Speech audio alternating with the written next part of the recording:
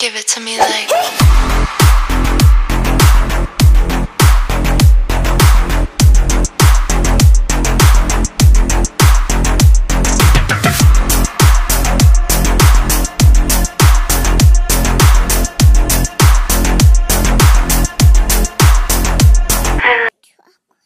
You want what?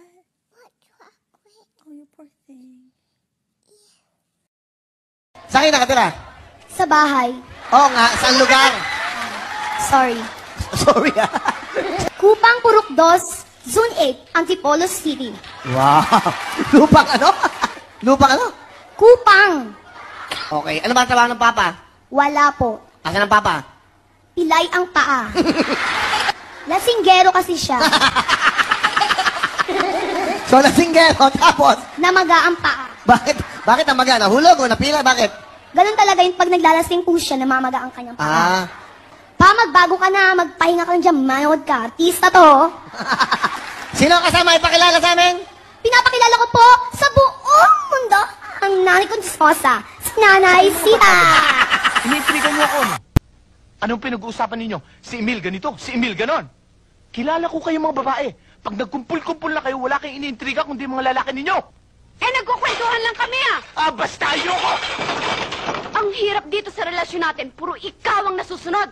Kung saan tayo pupunta, kung anong oras tayo aalis, kung anong kakainin natin, kung anong susunod ko sa lahat ng oras. Ako naman sunod lang na sunod. Parang torpin tango ng tango. Yes, master! Yes, master! Dahil akong lalaki. Pero kahit na anong paglingguahing gamitin mo para lang ipagtanggol ang kirida mo. Kung makikilala mo lang sana si Sandra. Anong sabi mo? Gusto mo kami magkakilala ng kirida mo? Bakit? Para maging magkaibigan? Para magpalitan ng recipe ng spaghetti? Para maging magkumare? Ate, mamamatay ako pag kinuha mo sa akin si Alex. Asawa ko siya. Kinuha ko lang ang dapat sa akin. Ate, mamamatay ako. Ipalilibing kita. Ate, please. Please. Nagkakamali ka, Shelo. Kung inaakala mo mapapalampas ko ang lahat ng kagagahan at lahat ng kasalbahihan na ginawa mo sa akin. Ate. Nung inagaw mo sa akin si Alex, muntik na rin ako mamatay. Ngayong naagaw ko na siya sa'yo, ikaw naman ang mamatay.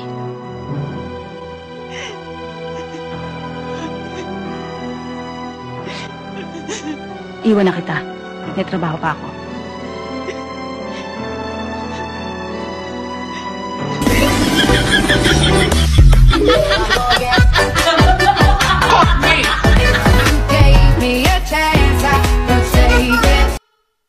Ang pangit ko daw.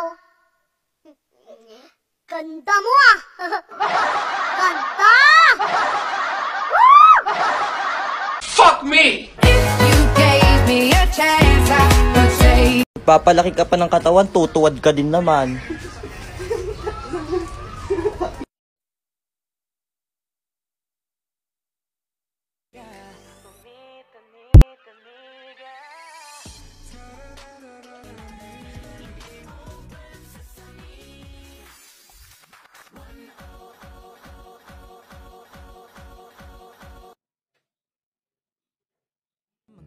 Nagsimula sa wala, ngayon patuloy ang abate kahit na madapa, tuloy-tuloy mo lang ang hirap.